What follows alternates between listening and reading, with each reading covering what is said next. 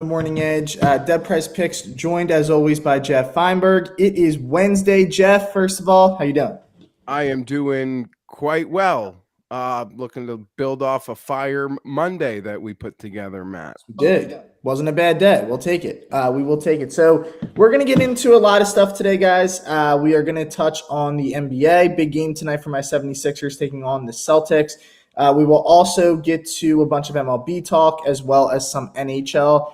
So let's just get right into it. I am going to tweet out the link here real quick, and then we'll hop right into it. So we're going to start off in the NBA. We're going to start off with my 76ers and the Celtics. Big game tonight, Jeff. Game one.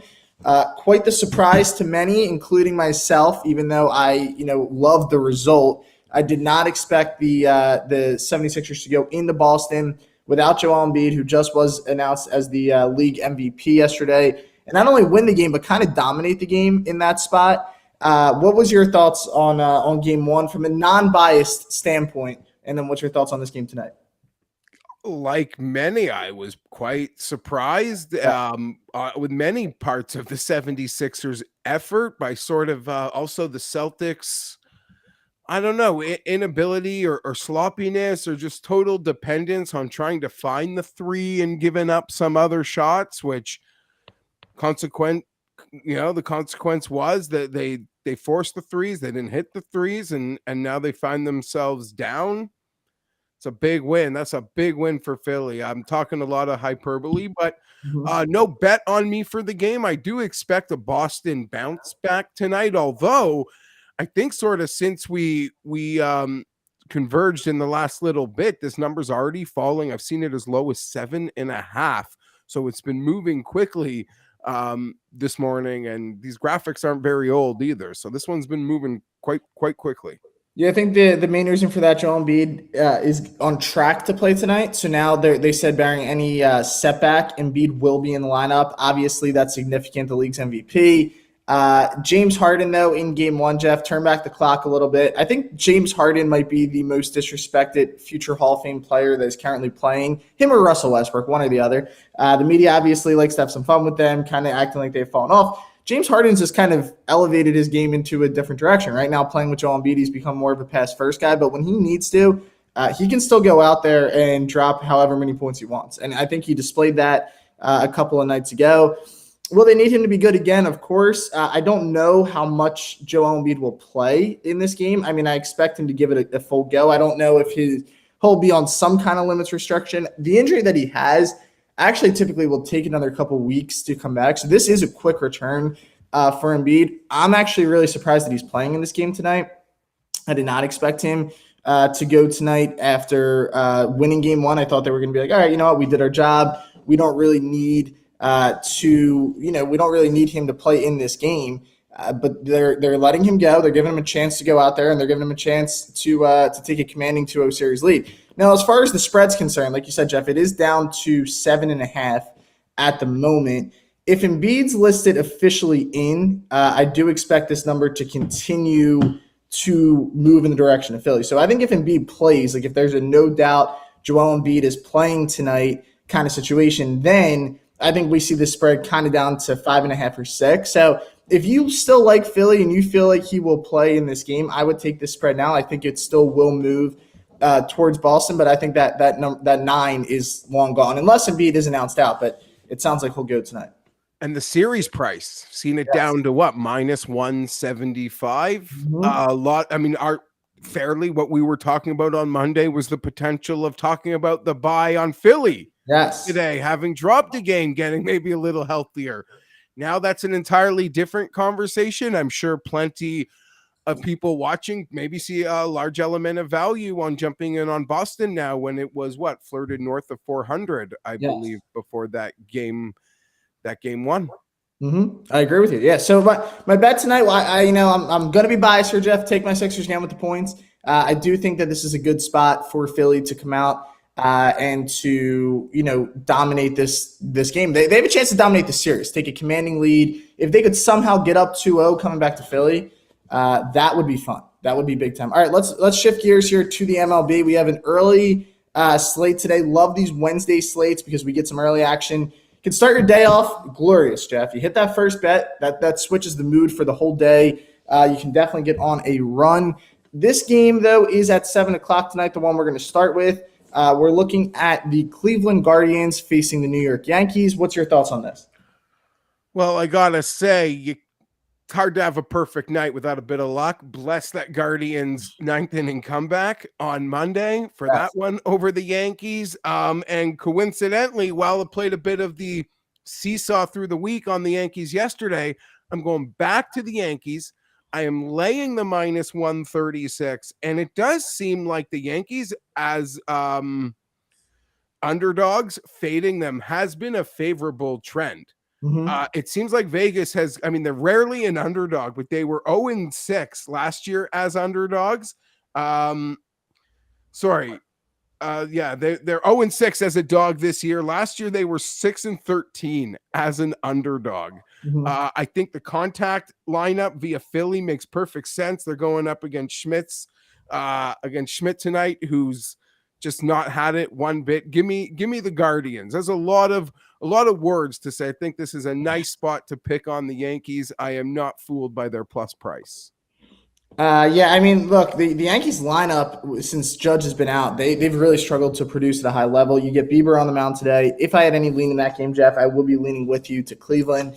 They have the much better arm on the mound today. So, yeah, I'm in alliance with you there. All right, let's move it on here. Got another MLB bet that we are looking at for today. We're going Blue Jays and Red Sox. So this is your boys, Jeff, from the 6th. The Toronto Blue Jays taking on Boston Red Sox. This is one of my bets. I'm going with Toronto on the money line. So this is going to be our top MLB play of the day. Listen, Toronto offensively at times this year, they've looked like one of the best teams in baseball. Other days, their bats have been a little bit sluggish. All in all, I think this is a team that's they're 18-12 right on the year. They've had a pretty good start to their season. But I think they're even better than their record indicates. I still think, obviously, Tampa Bay got off to a historic start. I still think the Blue Jays are the best team in the AL East. I firmly believe that. I think they have the best lineup. I think when right, they have 3 or 4 legit arms in that rotation. And they've lost the first 2 games of this series, both by 1 run. Kind of come from behind wins for the Sox. This feels like a good bounce back spot today. You got Alek Manoah on the mound. He has struggled to start the season 1-1 with an ERA of 4.88.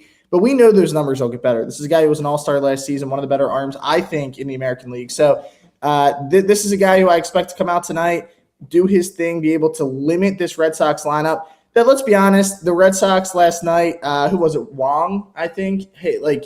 Connor Wong was 4 for 4 with 2 homers. They've had some guys coming out of nowhere kind of producing at a high level for them. Good for them, but this is a much better Toronto team. I think they bounce back and get this one tonight. Yeah, that was a really frustrating game last night, a really frustrating night here in Toronto, watching between the Leafs and the Blue Jays game. As you had to disclose your Philly fandom, I have to put my Toronto fandom on display. I'm happy to see your non-biased thoughts on the game sort of do match up with mine. So a lot of sort of people in my orbit blindly thinking this is a Jays to avoid the sweep. It is a 4-gamer, although I do like that angle. If that's why you bet it. Oh, they have one of their best pitchers going to avoid getting sweep. That would almost give back so much of that winning streak that the Jays did to get this record. I love your thoughts on that. They will catch Tampa. I hope you're right. I've also made the Jays a pick for me tonight with Manoah on the hill, looking to not drop 4 games in a row after blowing the game on Sunday to the Mariners. Right. So for all that goodwill the Jays had last week, just like that, it could be gone if they don't get it on tonight. And they'll rely on, Gossman is probably their ace, but they'll rely on the gentleman who they let start opening day. So for me on the diamond tonight, Matt, it's the Guardians. I'm laying minus 130, and the Blue Jays, I'm laying that minus 136. I see what we have here. So that's it for me in baseball. I love it. All right, let's shift gears here. We got more MLB, Jeff. A lot of MLB today. So we got another game that we are looking at. This is one that I was looking at, the Padres and the Reds. Padres are a heavy favorite tonight, minus 270. Want to give a shout out to the Reds last night. Big time win for me. We were on them. Those are one of our free plays over on Instagram. We were on them.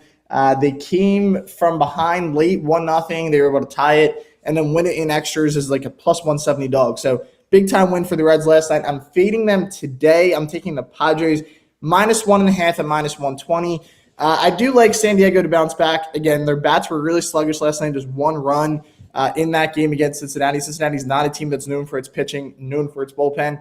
I expect San Diego to fully break out in today's game. I think that they put up a big-time performance from an offensive standpoint. And on the flip side, Cincinnati, they've not produced at a high level all season swinging the bat. So this is not a team that scares me in terms of scoring runs in this game. This is an early game. It's at 4:10. Yeah, 4:10.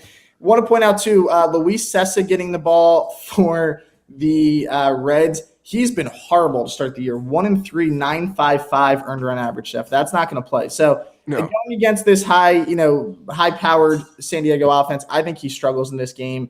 And ultimately, I do think that the Padres pull this one off and do it with somewhat ease.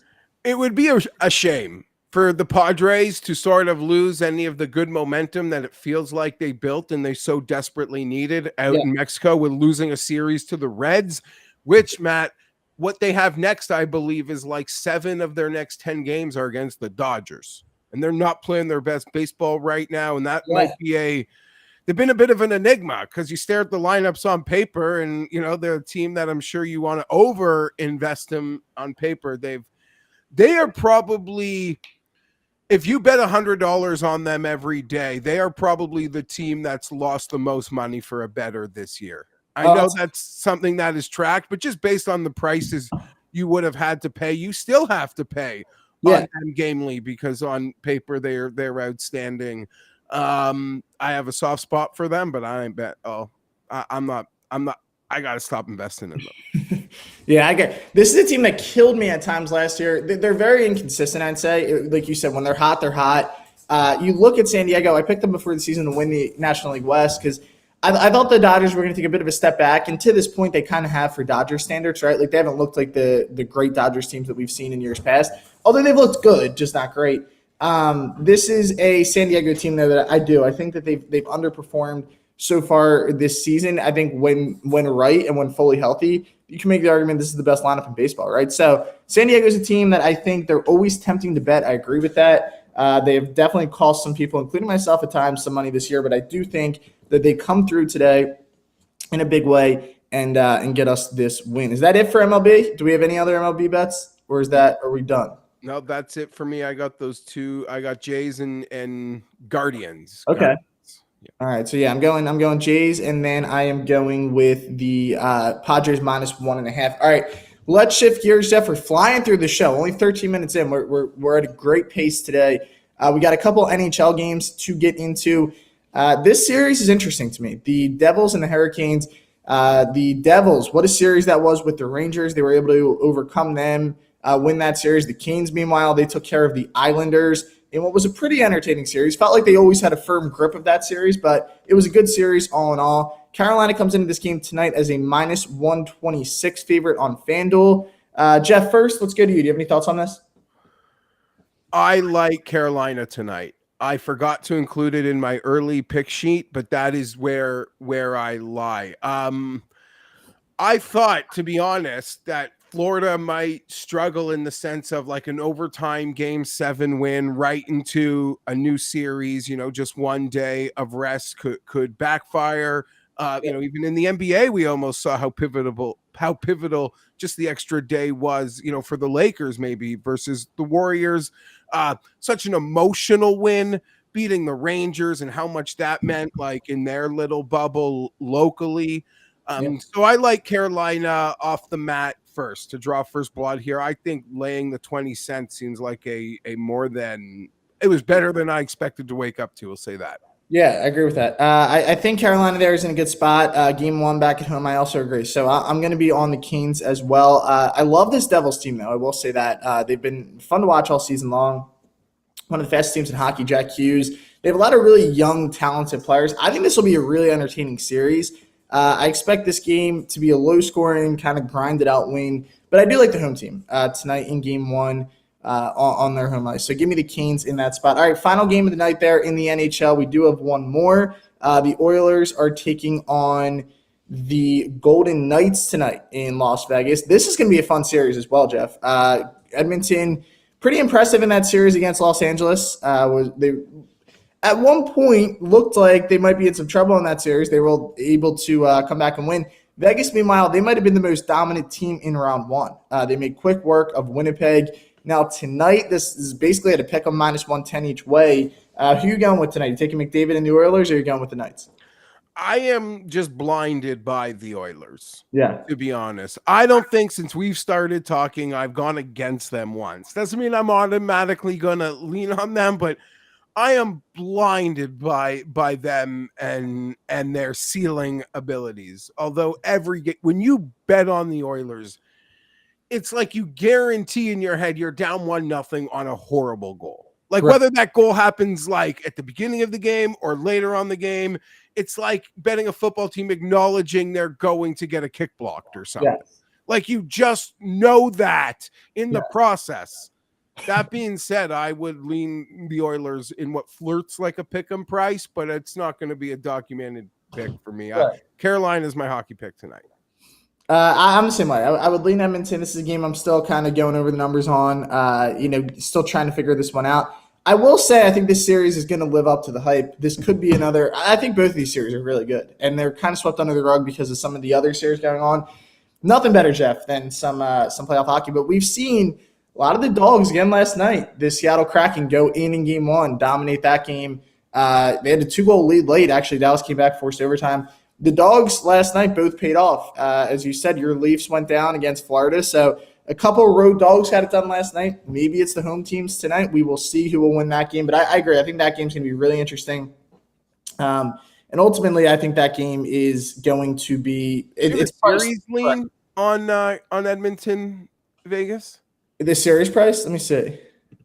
I'm sure we can get one on Edmonton to win this. Okay, so Edmonton is – so that's funny. Edmonton's minus 160. They're actually the heaviest favorite of any team right now to win a series. They're minus 160. New Jersey is minus 130 to win the series. And then going back to your Leafs right now, you can get the Leafs at plus money, Jeff. They are – them after they lost game one. Yep. Tampa woke up the next morning, was like, did it? I haven't bet it yet, but I've stared at it a lot since I've woken up. It's interesting. I mean, you got to get game 2 right at home, and then you go into Florida and you steal one, right, and then it's back to a. Yeah, it all sets up. I had a bad feeling, like the Leafs, for all they'd been through, to then win the series and wake up the next day once Boston loses before you've played your second round as the Stanley Cup betting favorite. Yeah. Like I know you have your 10-1 on them to win the cup, I believe, as a lot of people do, 8-10-1. But now it's like, oh man, like now they're the favorite, and it creates this whole other, at least as someone who follows gambling, creates this whole other mental, like, oh my God. Right. For a team, like, the scar tissue, it doesn't like go away. And in some ways, like not too bad. Philly, that it's not the same scar tissue, but you just lost a Super Bowl, you just lost a World Series. It's almost like and soccer too, Jeff. Successful scar tissue. Toronto, the least forget the MSL scar tissue. Yes, I agree. Don't forget the soccer fans too. The Union also lost on the same day as the Eagles. So I didn't even know. I'm sorry, on the same day as the Phillies.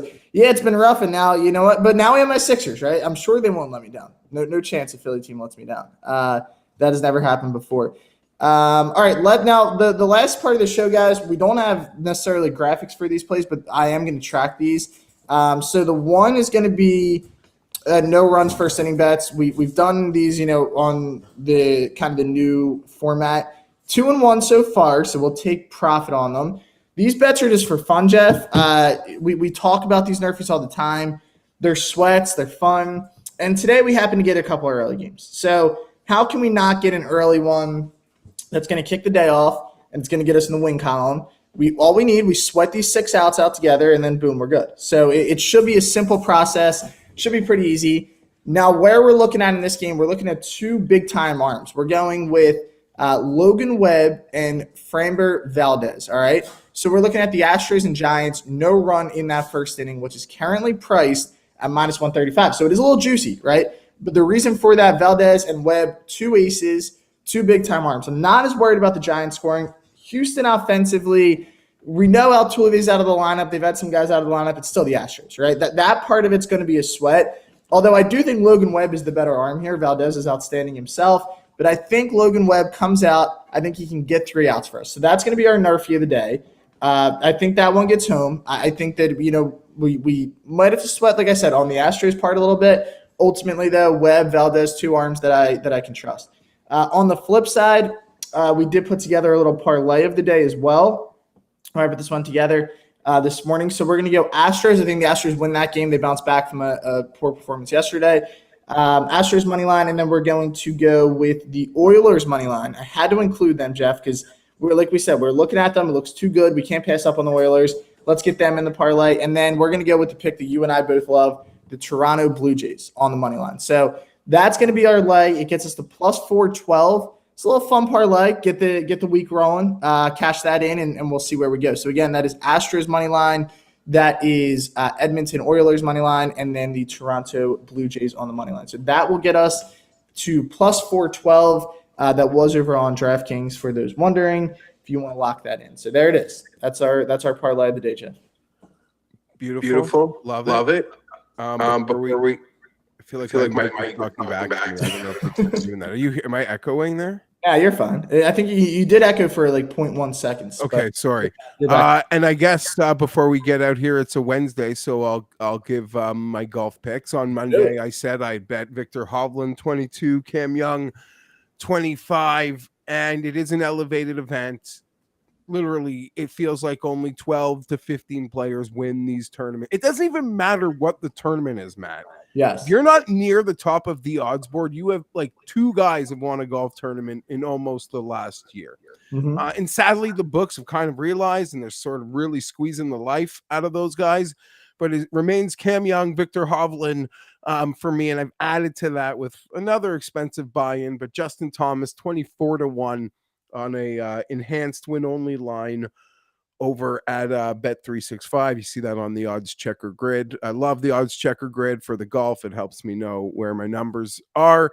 Winning an outright golfer is hard enough. When you're going to do it, you better have the best number. It lets you keeps more in the holster for the losers upcoming as well. Maybe my favorite prop this week will be Emiliano Grillo, top South American, minus 120. As I mentioned on Monday, Grillo is a player who I'm not betting to win because I simply cannot trust him.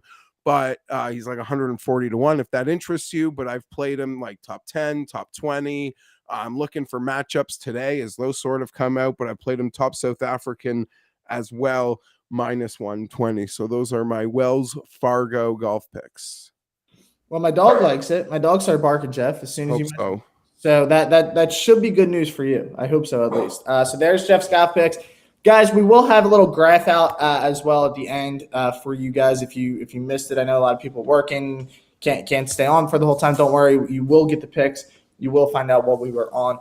Jeff, great show on Monday. 6-0. I do want to point that out. We won 6-0 combined on Monday. That was big time. That was a little sweep on the spaces.